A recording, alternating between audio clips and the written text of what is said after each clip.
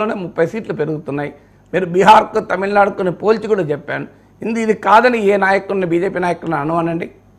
కానీ అమిత్ షా అంటూ ఉన్నారు కదా సార్ పదే డీలిమిటేషన్ వల్ల దక్షిణాది రాష్ట్రాలకు ఎటువంటి నష్టము ఉండదు, సీట్లు తగ్గవు అని చెప్పేసి అంత ధీమాగా చెప్తూ ఉన్నా ప్రతిపక్షాలు ఎందుకు నమ్మడం లేదు సార్? సీట్లు తగ్గవు అన్నదానికి మీకు సింపుల్గా అర్థం కానీ మీకు 3 లడ్డులు ఉన్నాయి, నా దగ్గర 3 లడ్డులు ఉన్నాయి. యాజ్ ఆఫ్ టుడే మీకు నాకు 3 లడ్డులే ఉన్నాయి.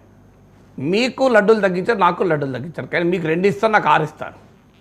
అప్పుడు తగ్గినట్ట కాదా? సో రవిశంకర్కు 3 లడ్డూలు ఉంటాయి, ఇప్పుడు 5 లడ్డూలు అవుతాయి. నాగేశ్వర్కు 3 లడ్డూలు ఉన్నాయి, 9 లడ్డూలు అవుతాయి. తగ్గించిన ఎక్కడైనా మీకేమైనా? మనకు మహామంత్రి తిమ్మర్సు కథ తెలిస్తే ఒక గీతను తగ్గించాలంటే ఆ గీతను మలపాల్సిన అవసరం లేదు. గీతను పక్కన పెద్ద గీత గీస్తే ఆటోమేటిక్గా తగ్గుతుంది. ఇది మహామంత్రి తిమ్మర్సు పరీక్షలో నెగ్గి మంత్రి అయినా అని మనం చదువుతూ ఉంటాం. సో ఇప్పుడు అమిత్ షా జరుపుతున్న రాజకీయం అదే. సీట్లు తగ్గాయి కానీ ఏం జరుగుతుంది? వాటా తగ్గుతుంది. ఇప్పుడు నేను మీకు లడ్డూలు లాగా చెప్పింది. ఇప్పుడు మీకు 3 లడ్డూలు, నాకు 3 లడ్డూలు ఈక్వల్గా ఉన్నాయి. లేదు మీకు 3 ఉన్నాయి, నా దగ్గర 6 ఉన్నాయి. నా దాంట్లో మీకు సగం ఉన్నది యాజ్ ఆఫ్ టుడే వాటా. రేపు మీకు మరో 3 ఇస్తారు, మీకు 6 అవుతాయి. నాకు 12 ఇస్తారనుకోండి, నాకు 18 అవుతాయి. వాటా తగ్గినట్ట లేదా మీకు? సో వాటా తగ్గుతుంది అంటే ఏం జరగబోతుంది అంటే దీంట్లో కూడా ఒక ఎత్తుగడ ఉంది. ఇప్పుడు 543 సీట్స్ ఉన్నాయి కదా, ఇప్పుడు దీన్ని పెంచుతారు అనేది వార్త. ఉదాహరణకు కొత్త పార్లమెంట్ బిల్డింగ్లో 888 సీట్లు ఉన్నాయి. ఎందుకు పెట్టారు? ఇదే ఉద్దేశంతో పెట్టారు. 888 సీట్లు కొత్త పార్లమెంట్లో ఉన్నాయి. ఈ 543ను 888 చేస్తే అప్పుడు అన్ని రాష్ట్రాలకు సీట్లు పెరుగుతాయి. కానీ సౌత్ ఇండియా వాటా తగ్గుతుంది. ఎందుకు తగ్గుతుంది అంటే సౌత్ ఇండియాలో తక్కువ పెరుగుతాయి, హిందీ రాష్ట్రాల్లో మీకు నేను చెప్పిన బీమారు రాష్ట్రాల్లో ఎక్కువ పెరుగుతాయి. నేను గణాంకాలు కూడా ఇస్తాను మీకు. ఉదాహరణకు సౌత్ ఇండియాలో యాజ్ ఆఫ్ టుడే 543 సీట్స్ ఉంటే ఇప్పుడు 129 సీట్స్ సౌత్ ఇండియాకు ఉన్నాయి. సో వాటా ఎంత? భారత పార్లమెంట్లో దక్షిణాది రాష్ట్రాల వాటా 23.76 మన వాటా యాజ్ ఆఫ్ టుడే. మీకు ఒక్కసారి 2026 జనాభా ప్రకారం గనక సీట్లలో మార్పులు చేస్తే సౌత్ ఇండియా వాటా ఎంత తగ్గుతుందో తెలుసా? ఈవెన్ మీరు సీట్లు పెంచి 888 చేసినా మన వాటా 14.53కి తగ్గుతుంది. అంటే 23.76 నుంచి వాటా సీట్లు అంతలా పెరుగుతాయి. తమిళనాడులో 2 పెరుగుతాయి, ఉత్తరప్రదేశ్లో 20 పెరుగుతాయి, మీకు ఆంధ్రప్రదేశ్లో 1 పెరిగితే బీహార్లో 10 పెరుగుతాయి. ఎన్ని పెరుగుతాయి కూడా నేను చెప్తాను మీకు. సో దానికి రీసెర్చ్ ఆధారంగా చెప్తాను. కానీ ప్రపోర్షనేట్గా సౌత్ ఇండియాలో తక్కువ పెరుగుతాయి, హిందీ రాష్ట్రాలు ఎక్కువ పెరుగుతాయి. దానివల్ల సౌత్ ఇండియా వాటా భారత లోక్సభలో 23.76% నుంచి 14.53%కు పడిపోతాయి. సో అమిత్ షా తెలివిగా సీట్లు తగ్గమంటున్నాడు. వాటా తగ్గుతుందా లేదా చెప్పమనండి. మేము అడుగుతున్న సీట్ల గురించి కాదు, వాటా గురించి అడుగుతున్నాం. South India share in the దేశ రాజకీయాల్లో పొలిటికల్ పవర్, పార్లమెంట్ అంటే పొలిటికల్ పవర్ కదా, పార్లమెంట్లో ఇప్పటికే సౌత్ ఇండియా తక్కువ ఉంది, కేవలం 23.76% మాత్రమే. ఇంకా తగ్గుతుంది 14.53కి. అమిత్ షా చెప్పాల్సింది దక్షిణాది రాష్ట్రాల రాజకీయ ప్రాతినిధ్యం తగ్గుతుందా తగ్గదా చెప్పండి. సీట్లు తగ్గవని తెలివిగా అంటున్నాడు. సీట్లు తగ్గవు నిజమే, అందరికీ సీట్లు పెంచి తగ్గవు. ఒకరికి తక్కువ పెంచి ఒకరికి ఎక్కువ పెంచితే ఎవరికి తగ్గవు కదా. మీకు 888 లెక్క చెప్పాడు. కార్నీజీ ఫౌండేషన్ ఎండోమెంట్ అని మీరు గూగుల్లో కొట్టినా వస్తుంది. సో కార్నీజీ ఎండోమెంట్ ఫౌండేషన్ వల్ల రీసెర్చ్ ఉంది. వారి రీసెర్చ్ ప్రకారం ఏంటంటే 848 సీట్స్కు పెంచవచ్చు అనేది అంచనా. అంటే ఇప్పుడు 543 కాస్త 848కి పెంచవచ్చు అని. పెంచితే ఏం జరుగుతుందో మీకు చెప్తాను. సీట్లు అందరికీ పెరుగుతాయి పెంచితే. 543ని 848 చేస్తే పెరగని ఎవరికి? ఒక్క కేరళకు మినహా అందరికీ పెరుగుతాయి. కేరళకు మాత్రం 20 సీట్ 20 ఉంటాయి. మిగతా అన్ని రాష్ట్రాలకు పెరుగుతాయి. పోనీ 848 కాస్తంత పెంచి 888 చేస్తే కేరళ కూడా 1 సీటు 2 సీట్లు పెరుగుతాయి.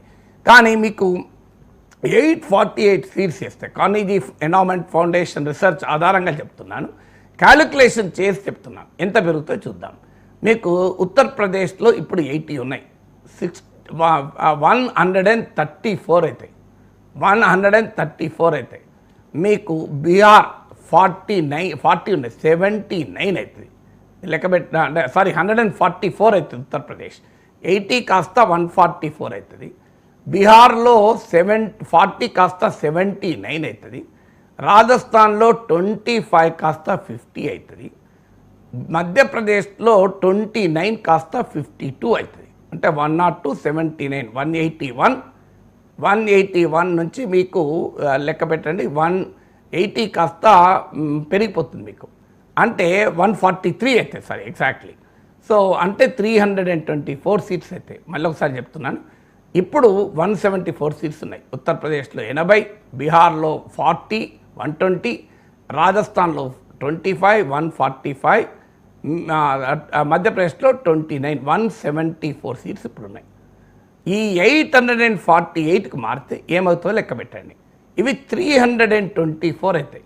ఎందుకు అవుతాయంటే మధ్యప్రదేశ్ 29 కాస్త 52 అవుతుంది, రాజస్థాన్ 25 కాస్త 50 అవుతుంది, 40 ఉన్న బీహార్ 79 అవుతుంది. అంటే 50 + 50 102 + 79 181, 80 ఉన్న ఉత్తరప్రదేశ్ కాస్త 143 అవుతుంది. మొత్తం 324 సీట్లు పెరుగుతాయి. అంటే 150 సీట్లు పెరుగుతాయి. భారతీయ జనతా పార్టీ బలంగా ఉన్న ఈ బీమారు రాష్ట్రాల్లో 150 సీట్లు పెరుగుతాయి. 174 నుంచి 324 అవుతుంది. సో మీకు సౌత్ ఇండియాలో ఎంత పెరుగుతుంది లెక్కదిద్దాం. మీకు తమిళనాడులో 8 సీట్లు పెరుగుతాయి, 39 కాస్త 47 అవుతుంది. తమిళనాడులో 8 సీట్స్ పెరుగుతాయి. మీకు అలాగే మీకు ఆంధ్రప్రదేశ్లో 8 సీట్స్ పెరుగుతాయి, కేరళలో పెరగవు, కర్ణాటకలో 2 సీట్లు పెరుగుతాయి. టోటల్గా మ్యాక్సిమం అయితే 40 సీట్స్ పెరుగుతాయి, అంతకంటే ఎక్కువ. అంటే సౌత్ ఇండియాలో మ్యాక్సిమం 40 సీట్లు పెరిగితే మీకు ఈ బీమారు రాష్ట్రాల్లో 150 సీట్లు పెరుగుతాయి. సో నేను ఇంతకుముందు చెప్పిన లడ్డు లెక్కదే. సౌత్ ఇండియా కూడా పెరుగుతాయి కానీ 40 సీట్స్ పెరుగుతాయి. బీమారు రాష్ట్రాలకు 150 సీట్లు పెరుగుతాయి. మీకు స్టేట్ వైడ్ కంపారిజన్ చేస్తాను. బీహార్, తమిళనాడు తీసుకుందాం. ఎందుకంటే Bihar, Tamil Nadu as of today ఈక్వల్గా ఉన్నాయి. బీహార్లో 40 ఉన్నాయి, తమిళనాడులో 39 ఉన్నాయి. దాదాపు ఈక్వల్ కదా. ఏం జరుగుతుందో చూద్దాం. బీహార్ 40 కాస్త 79 అవుతుంది, మీకు తమిళనాడు 39 కాస్త 31 అవుతుంది. యాజ్ ఆఫ్ టుడే బీహార్లో 40 సీట్స్ ఉన్నాయి, తమిళనాడులో 39 సీట్స్ ఉన్నాయి. రేపు సీట్లు పెంచడం వల్ల మీకు సీట్లు పెంచకపోతే తగ్గుతాయి. మీకు అంటే 8 సీట్స్ అంటే మీరు సారీ నేను మరి చిన్నగా తప్పు చెప్పాను ఇక్కడ, మళ్ళీ కరెక్షన్ చేస్తాను. మీకు బీమారు స్టేట్లో ఎంత పెరుగుతాయో చెప్పాను. 174 కాస్త 324 అవుతాయి, 150 సీట్లు పెరుగుతాయి. మీరు సౌత్ ఇండియాలో ఎంత పెరుగుతుందో చూద్దాం. తగ్గడమేమో సేమ్ సీట్లు ఉంటే తగ్గుతాయి. సౌత్ ఇండియాలో ఎంత పెరుగుతుందో చూద్దాం. తమిళనాడు 39 ఉన్నాయి, తమిళనాడు 39 కాస్త 49 అవుతాయి. మీకు కేరళలో పెరగవు, కర్ణాటకలో 28 ఉన్నాయి, అవి 41 అవుతాయి. మీరు బీహార్కు తమిళనాడుకు కంపేర్ చేసి చూడండి. బీహార్లో 40 కాస్త 79 అవుతాయి, తమిళనాడు 39 కాస్త 49 అవుతాయి. ఎంత తేడానో చూడండి. సో మీకు కర్ణాటకకు రాజస్థాన్ కంపేర్ చేసి చూడండి. రాజస్థాన్లో 25 సీట్స్ ఉన్నాయి, కాస్త 50 అవుతాయి. కానీ కర్ణాటకలో 28 కాస్త 41 అవుతాయి. మీరు ఇంత తేడా వస్తుందో మీరు గమనించండి. పెరుగుతాయి, ఇక్కడ పెరుగుతాయి, అక్కడ పెరుగుతాయి. కానీ ఇక్కడ పెరిగేదేమో తక్కువ పెరుగుతాయి, అక్కడ పెరిగేదేమో ఎక్కువ పెరుగుతాయి. అందుకే మీకు బీహార్, తమిళనాడు చెప్పాను. బీహార్ 40, 79 సీట్స్ అయితే తమిళనాడు 39, 49 అయితే అంతే, 10 సీట్లే పెరుగుతాయి. కర్ణాటకలో మీకు 28 కాస్త 41 అయితే రాజస్థాన్లో 25 కాస్త 50 అవుతాయి. అంటే క్లియర్గా సౌత్ ఇండియా రిప్రజెంటేషన్ తగ్గుతుందా లేదా? అంటే మీరు 543 ఉంటే సీట్లే తగ్గుతాయి, ప్రాతినిధ్యం తగ్గుతాయి. 848 ఉన్నా 888 ఉన్నా రిప్రజెంటేషన్ కాస్త తగ్గుతుంది, వాటా కాస్త తగ్గుతుంది. అందుకే సౌత్ ఇండియన్ స్టేట్స్ అభ్యంతరాలు చెప్తున్నాయి. సౌత్ ఇండియానే కాదు, మీకు ఇప్పుడు ఉదాహరణకు పంజాబ్ ఉంది. పంజాబ్లో 13 సీట్స్ 18 మాత్రమే అవుతాయి, కానీ 25 సీట్స్ 50 అవుతాయి. రాజస్థాన్లో డబుల్ అవుతాయి, పక్కనే రాజస్థాన్లో డబుల్ అవుతాయి. ఇక్కడేమో కేవలం 5 సీట్లే పెరుగుతాయి, 13 కాస్త 18 అవుతాయి. యూపీలో కాస్త, ఉత్తరాఖండ్లో కాస్త 2 సీట్లు పెరుగుతాయి అంతే. సో అందువల్ల ఈ పెరుగుదల ఈక్వల్గా ఉండవు. పెరుగుతాయి, అంతటా పెరుగుతాయి అమిత్ షా చెప్పినట్లు, కానీ అంతటా ఈక్వల్గా పెరగవు. సౌత్ ఇండియాలో, పంజాబ్లో, ఉత్తరప్రదేశ్లో, హిమాచల్ ప్రదేశ్లో, బెంగాల్లో తక్కువ పెరుగుతాయి. బీహార్, మధ్యప్రదేశ్, రాజస్థాన్, ఉత్తరప్రదేశ్లో ఎక్కువ పెరుగుతాయి.